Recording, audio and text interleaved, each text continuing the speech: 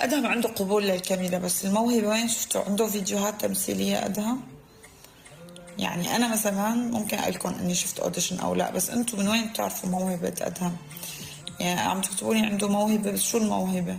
عنده قبول على الكاميرا عالي، عنده كاريزما عالية على الكاميرا، أوكي. هاي الكاريزما العالية ممكن تعمل من هيدا الشخص مثلا موديلينج. إذا رح تكون فرح في دور بطولة اغمزي ايه، دور بطولة من دون ما اغمز ايه.